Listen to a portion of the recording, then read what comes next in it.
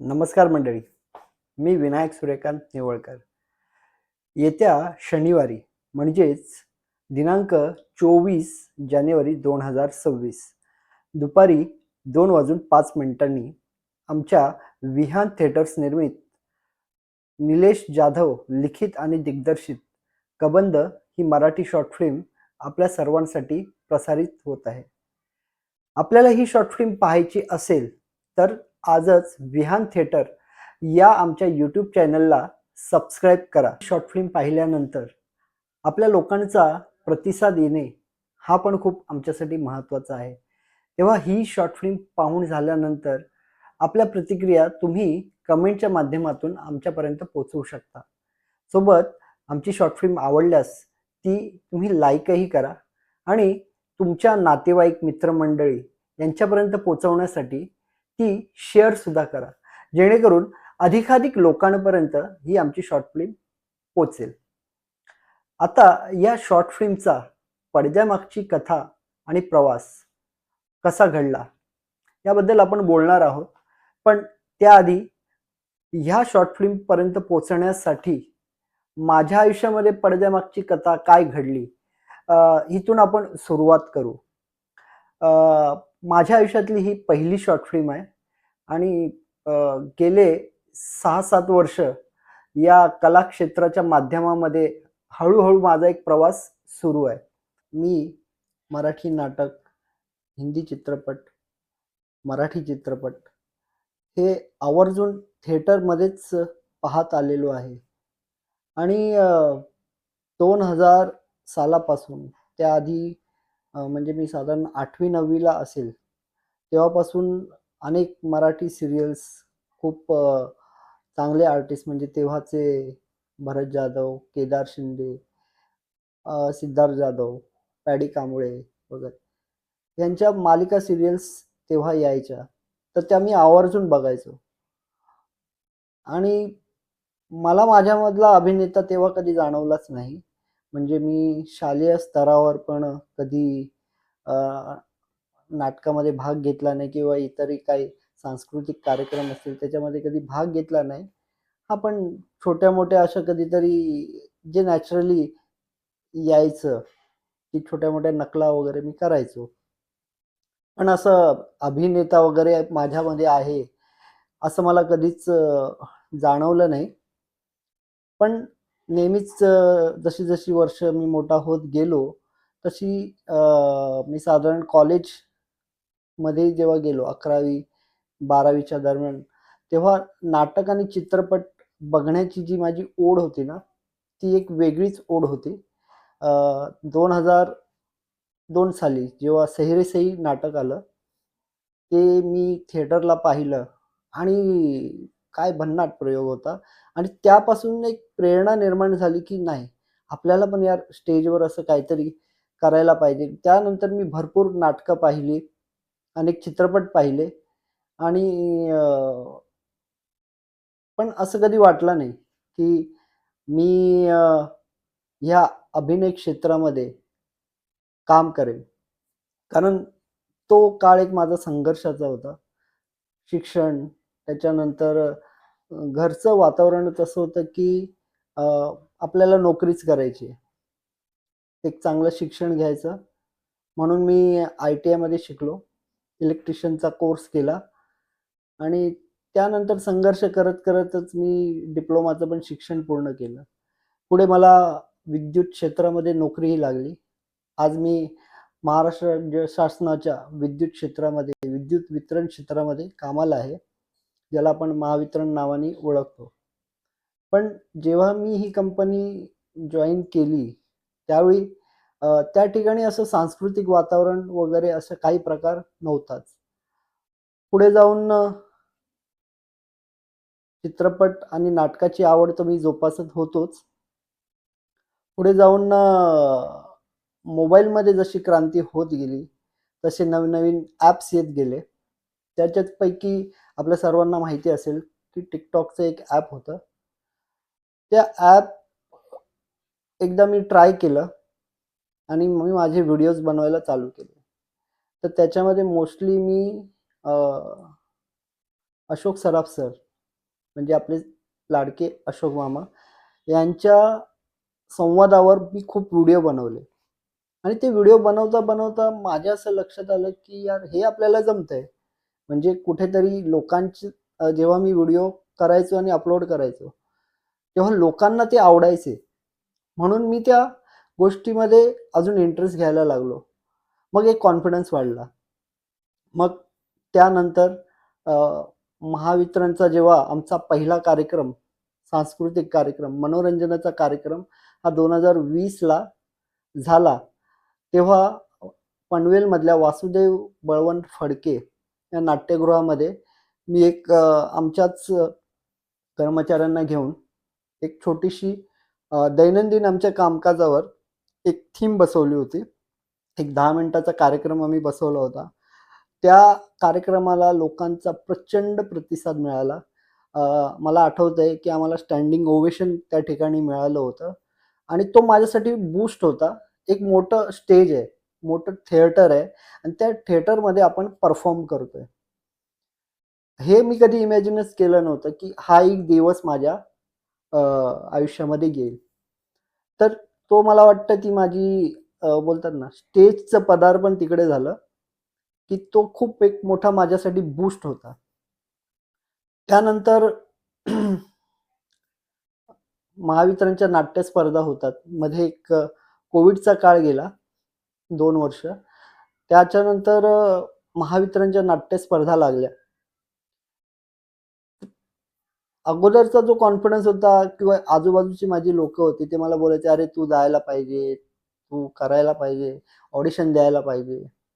पण काय होतं की तेव्हा नोकरी आणि जबाबदारी या 2 गोष्टींचा बॅलन्स तो मनामधून आहे ना तिथे मला तिथपर्यंत घेऊन जात नव्हता मनाने, असं थांबवत होता. पण माझेच एक सहकारी आहेत, त्यांनी माझा कॉन्फिडन्स बिल्ड केला आणि मला सांगितलं की तू ते जा म्हणून ॲटलीस्ट प्रोसेस बघ. मी ती प्रोसेस फॉलो केली, पण जाताना मी शून्यातूनच गेलो होतो, की नेमकं काय करायचंय?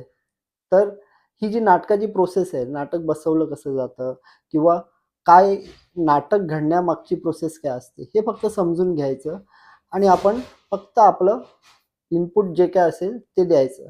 जास्त अपेक्षा ठेवायच्या नाहीत. पण असं म्हणतात ना, की तुमच्या नशिबात जे लिहिलेलं आहे ना, ते कधीच बदलत नाही आणि ते होऊनच राहतं. तर त्या माध्यमातून आमच्या महावितरणच्या नाट्य स्पर्धेच्या माध्यमातून मी पहिलं 2 अंकी नाटक केलं. खरं तर तो काळ खूप संघर्षाचाच म्हणायला लागेल, कारण की माझा मुलाचा पण जन्म झाला होता त्यावेळी. त्यामुळे कौटुंबिक जबाबदारी आणखीन वाढली होती. पण अशा वेळी माझ्या पत्नीने थोडीफार मला साथ दिली. त्यामुळे मला त्या गोष्टीकडे वळता आलं, असं म्हणायला हरकत नाही. आणि सुरुवातीला मी नवीन असल्यामुळे थोडं चुकत वगैरे हे. तर मी माझं पहिलं पदार्पण विष्णुदास भावे नाट्यगृह इथे आमच्या महावितरण नाट्य स्पर्धेसाठी भांडूप झोनमधून पहिल्यांदा पदार्पण केलं आणि ते माझं पहिलं नाटक ठरलं. त्यानंतर पुन्हा दुसऱ्या वर्षी अजून एक नाटक जेव्हा पुन्हा नाट्य स्पर्धा लागल्या, तेव्हा परत एक मी नाटकाची मला संधी भेटली. मला तिकडे काम करायची संधी भेटली आणि तो एक्सपिरियन्स पण अतिशय जबरदस्त होता. म्हणजे एक स्वप्न पूर्ण झालं तिथे त्या ठिकाणी पण, की कलाकार जेव्हा स्टेजवर असतो ना, तेव्हा तो रसिकांच्या दाद घेण्यासाठी भुकेलेला असतो. तर माझं ते स्वप्न तिकडे पूर्ण झालं. अतिशय संघर्षपूर्ण वातावरणामध्ये म्हणजे नोकरी त्याची वेळा सांभाळून नाटकाची रिहर्सल देणं, भांडूप ते इथपर्यंतचा प्रवास, भांडूप ते अ,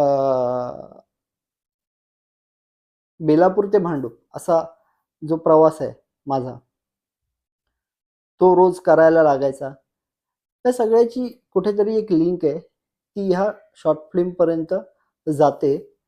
तर तिथेही रत्नागिरीच्या प्रयोगानंतर मला तिथे माझ्या सीनला टाळ्यांचा प्रतिसाद आला, लाफ्टरही भेटला त्या एका सीनमध्ये आणि ती माझी तिकडची जी भूमिका आहे, ती पण लोकांच्या लक्षात राहिली आणि असा साधारण प्रवास होता.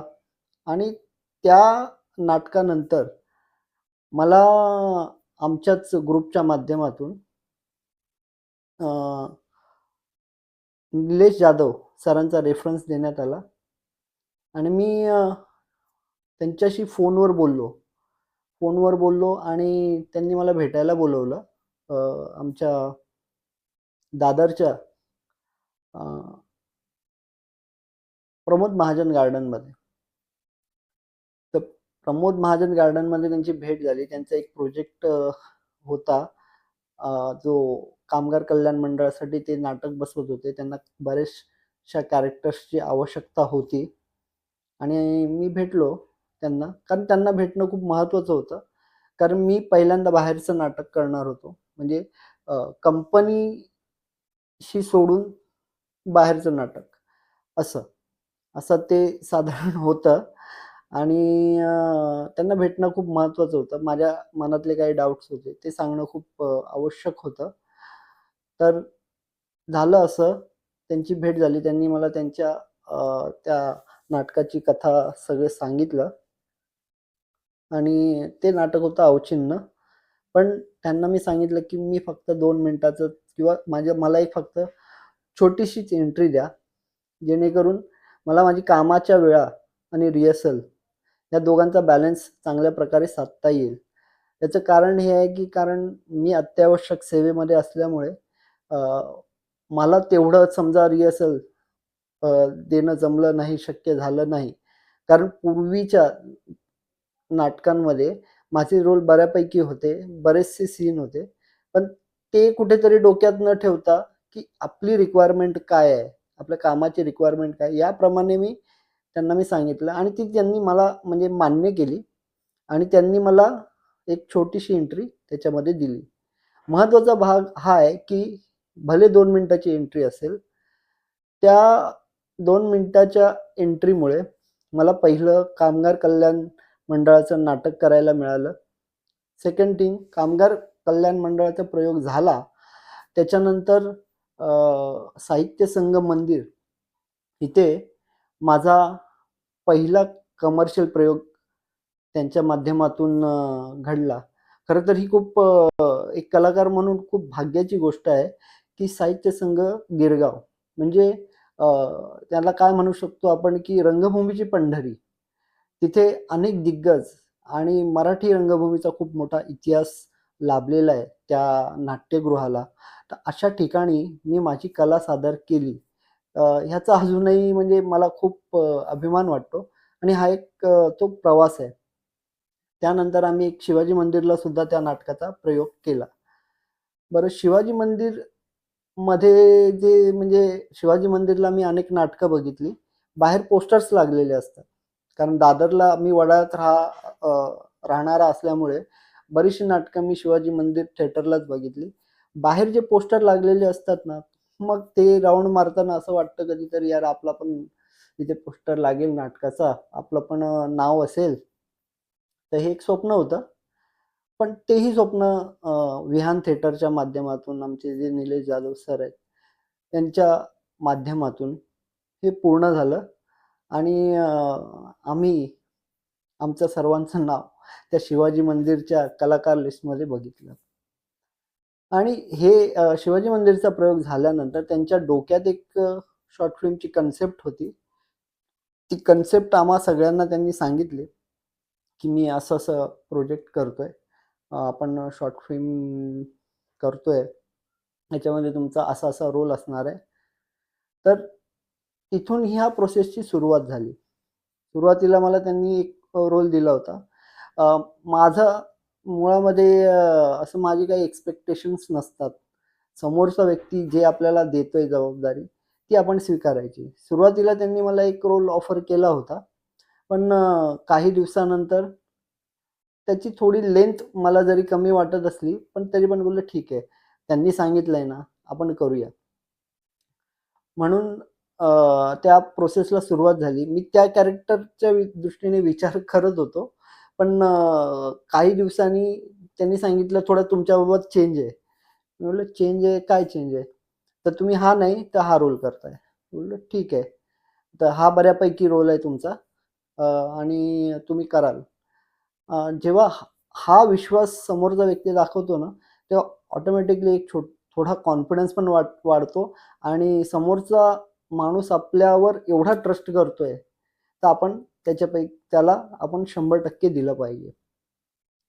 तर ही प्रोसेस सुरू झाली. आम्ही स्क्रिप्ट वाचन सुरुवात केली. त्याच्यानंतर काही शेड्यूल्स तयार केले, की जेणेकरून आपलं जे शेड्यूल आहे, आमचं एक साधारण 2 दिवसाचं शेड्यूल होतं शॉर्ट फिल्म शूट करायचं. तर ते शेड्यूल म्हणजे तिथे काही अडथळा येऊ नये याच्यासाठी आम्ही रिहर्सल्स केल्या काही. ज्याच्यामध्ये टेक्निकली काही गोष्टी माझ्याकडे म्हणजे ट्रायपॉड होता वगैरे हे ते. तर त्यांना मी हे म्हटलं, की माझ्याकडे ट्रायपॉड आहे. आपण ट्रायपॉडवर शूट सीन जे होणार आहे ते शूट करूया वगैरे. अशी थोडी टेक्निकल मदत मी माझ्याकडून तर केली होती त्यावेळी, जेणेकरून आपल्याच कलाकारांचा कॉन्फिडन्स हा वाढला पाहिजे, तिकडे कॅमेरा फेस करताना. भले आम्ही इथे मोबाईलचा वापर केला, पण तो वाढला पाहिजे याच्यासाठी. तो पण एक खूप चांगला एक्सपिरियन्स होता आणि त्याचा फायदाच झाला आम्हाला. आणि जेव्हा आमचं शूट लागलं,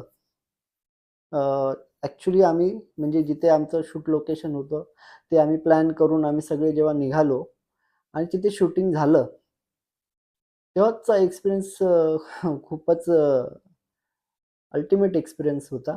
एकतर आपण अशा लोकेशनमध्ये घेऊन गेले होते, की तिथे खूप निसर्ग, सौंदर्याने नटलेली जागा होती. तिथे त्यांचे मित्र वैभव जोशी यांच्या घरी सगळं आपण अरेंजमेंट केली होती आणि खरंच त्यांनी 2 दिवस खूप छान पद्धतीने आमचा पाहुणचार केला. कारण आमची टीम थोडीशी मोठी असल्यामुळे एवढ्या लोकांचा एकत्र पाहुणचार करणे थोडंसं म्हणजे अ, अवघड गोष्ट असते. पण त्यांनी खूप मोकळ्या मनाने सामावून घेतलं. त्याबद्दल वैभव जोशी यांचे मी तर पर्सनली आभार मानतोच, पण आमच्या पूर्ण टीमच्या वतीने आभार मानतो. तर पहिला दिवस शूटिंगचा लागला. जेव्हा मी कॅमेरा फेस केला, आमचे डी-ओ-पी होते. तर ऑप्सिकल थोडंसं दडपण होतंच. साधारण मला आठवतंय मी फक्त एकदा एका सीरियलच्या शूटसाठी गेलो होतो. तेव्हाच मला कॅमेऱ्याची ॲक्टिंग एवढाच माझा एक छोटासा अनुभव होता. पण आता तुम्हाला कॅमेरासमोर कॅरेक्टर प्ले करायचंय. जे तुमचं एक इंडिव्हिज्युअल कॅरेक्टर आहे आणि तिथे तुम्हाला ते कॅरेक्टर प्ले करायचंय आणि तिचे डायलॉग्स म्हणायचे तुम्हाला, तुम्हाला एक्सप्रेशन आणायचे त्या कॅरेक्टरच्या अनुरूप. तेव्हा थोडं दडपण येतं. त्यामुळे माझे सुरुवातीला 2-3 टेक असे फंबल गेले, टेक टेक गेले असं. पण ठीक आहे, ते नंतर मॅनेज झालं. निलेश सरांनी कॉन्फिडन्स दिला तिथे आम्हाला आणि एकंदर 2 दिवस खूपच मेहनत घेतली पूर्ण टीमने. जवळ-जवळ ह्याच्यामधले जे लीड जे पोस्टरवर आपण बघतोय म्हापसेकर सर, यांचं तर शूटिंग म्हणजे रात्री 1-1, 2-2 वाजेपर्यंत, कारण वेळ कमी असल्यामुळे आमचं शूटिंग थोडंसं लांबायचं. तर 2-2 वाजेपर्यंत ते शूट करत होते सीन त्यांचे. त्यामुळे खूपच प्रचंड मेहनत घेतली आहे एंटायर टीमनी आणि अ, एक मला सांगावसं वाटेल, की प्रत्येक टीमचा जो मेंबर आहे, तिथे कोणी एस्टॅब्लिश एक निलेश सर जर सोडले, कारण त्यांना खूप एक्सपिरियन्स आहे ह्या सगळ्या गोष्टी. म्हणूनच ते एवढं जबाबदारी घेऊन सगळ्यांना आम्हाला सांभाळून घेऊन काम करतायत, जे नवखे मुलं आहेत. मी जरी असं म्हणायला गेलं, की ह्या ग्रुपला जॉइन होण्याच्या आधी थोडंफार मी जे काही काम केलं असेल, पण एवढा मोठा एक्सपिरियन्स असा माझा नाहीये, जितका त्यांच्याकडे आहे. आणि तो जो एक्सपिरियन्स त्यांच्याशी शेअर करताना किंवा या इंडस्ट्रीमधला जो एक्सपिरियन्स ते शेअर करत असतात, त्यांच्यावर काम करताना मग मजा येते. आणि सर्वात मोठं गोष्ट असते, की ट्रस्ट. तुमच्यावर दाखवलेला विश्वास. हा नेहमीच सोबत असतो त्यांच्या आणि एक कुटुंब झालं आमचं, हे पूर्ण टीमचं आणि या टीममधला प्रत्येक मेंबर हा कोणी फुल टाईम आर्टिस्ट नाहीये किंवा फुल टाईम अभिनेता नाहीये. प्रत्येकजण त्याच्या एक वेगवेगळ्या क्षेत्रामध्ये काम करतोय आणि ते त्याचं क्षेत्र सांभाळता तो या गोष्टीला वेळ देतोय. असं एक साधारण आमची ही टीम आहे आणि या टीमने या शॉर्ट फिल्म घडण्यामागे प्रचंड मेहनत घेतली आहे. मग ती टेक्निकल टीम असेल, जे आमचे डी-ओ-पी होते, अलंकार हे हे असतील आणि आमची सगळी कलाकार मंडळी आणि सर्वात मेन म्हणजे जिथे ज्या लोकेशनला आम्ही गेलो होतो, तिथल्या लोकल लोकांनी पण आम्हाला खूप मदत केली. काही तर खूप म्हणजे तुम्ही आमची शॉर्ट फिल्म बघाल, तेव्हा तुम्हाला असंही जाणवेल, की आम्ही तिथल्या लोकल लोकांना अचानकपणे ॲड केलेलं आहे. म्हणजे त्यांनाही सामावून घेतलं त्या शॉर्ट फिल्ममध्ये. तर एकंदर खूप हा एक्सपिरियन्स वेगळाच होता आणि माझ्यासाठी ही पहिली शॉर्ट फिल्म आहे माझ्या आयुष्यातली. म्हणजे शॉर्ट फिल्म ही खऱ्या अर्थाने पहिली. म्हणजे नाटक पहिलं केलं. पहिला कमर्शियल प्रयोगही झाला त्याआधी. पहिला कामगार कल्याण मंडळाचा प्रयोग झाला. असे सगळं प्रवास करता हा एक शॉर्ट फिल्मचा जो अचानक आलेला जो प्रवास आहे, म्हणजे हे कुठे मी मागून मिळवलेलं नाहीये.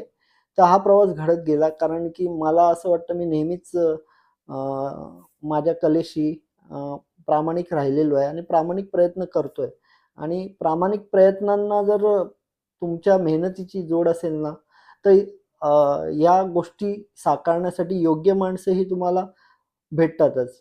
तसंच माझ्या आयुष्यामध्ये निलेश जाधव सरांची बोलतात ना, देवाने अशी एक योजना करून ठेवली असेल, की ते माझ्या आयुष्यात आले आणि हा सगळा प्रवास घडला आणि घडतो आहे.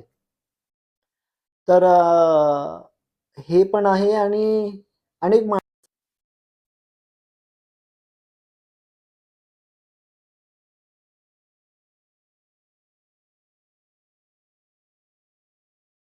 तर अशा प्रचंड ऊर्जेने भरलेल्या आणि खूप प्रयत्नशील, खूप मेहनती टीमला आपण खूप भरभरून प्रतिसाद द्याल या शॉर्ट फिल्मसाठी. पर ह्या शॉर्ट फिल्म शूट झाल्यानंतर नंतरची पण प्रोसेस आहे, ती जी म्हणजे आपल्याला फिल्म शूट झाल्यानंतर एडिटिंगसाठी येते. त्या एडिटिंगसाठी पण खूप मेहनत घेतली गेली आहे आमच्या टेक्निकल टीमकडून आणि ओव्हरऑल जेव्हा ही फिल्म तयार झाली, त्याच्यानंतर वेगवेगळ्या शॉर्ट फिल्म फेस्टिव्हलमध्ये आम्ही एंट्री टाकली होती आणि तब्बल 50हून अधिक प्राइजेस या शॉर्ट फिल्मला मिळालेले आहेत. ही आमच्यासाठी खूप अभिमानाची गोष्ट आहे, की पहिलाच प्रयत्न आणि पहिल्याच प्रयत्नामध्ये एवढं मोठं यश बघणं, हे पण एक साधी गोष्ट नाहीये.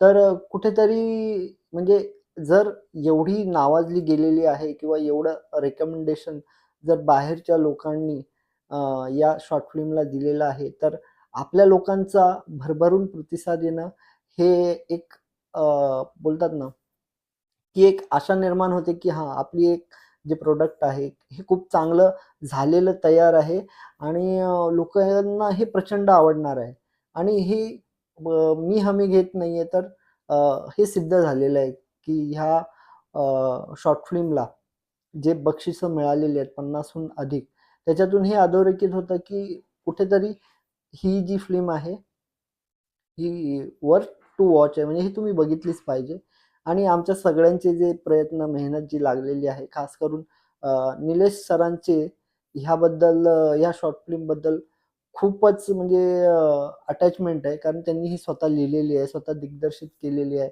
आणि एंटायर टीमला घेऊन एक प्रचंड पॉझिटिव्ह एनर्जीने ह्याच्यामध्ये काम केलेलं आहे ह्याच्यासाठी आणि जेव्हा त्यांची एक इच्छा होती, की मोठ्या पडद्यावर ही फिल्म बघायची, तर मुंबईतलीच एक फिल्म फेस्टिव्हलला एंट्री टाकली होती. तिथे आमचे काही मोजकी जी मंडळी आहेत, तर त्यांच्या पण म्हणजे मंडळींना घेऊन आम्ही ती स्क्रीनिंग बघायला गेलो होतो आणि स्वतःला पहिल्यांदा पडद्यावर बघण्याचा जो एक्सपिरियन्स होता, तो खूपच अल्टिमेट होता. ह्या सगळ्या खूप चांगल्या आठवणी आहेत आणि जितकं बोलू तितकं कमी आहे. असं एक खूप छान प्रवास घडलेला आहे. आणि आता जो हा शॉर्ट फिल्मचा प्रवास इथपर्यंत जो घडला आहे, तर आता तुमच्या हातामध्ये आहे, की आपण याला कसा तुम्ही प्रतिसाद देता. मला तर विश्वास आहे, की आमच्या या मेहनतीला तुम्ही नक्की प्रतिसाद द्याल. दिनांक 24 जानेवारी 2026 दुपारी 2:05 आमची ही कबंद मराठी शॉर्ट फिल्म आपल्यासाठी प्रसारित होत आहे. तर विहान थिएटरला सबस्क्राईब करून या आमच्या शॉर्ट फिल्मचा आनंद जरूर घ्या.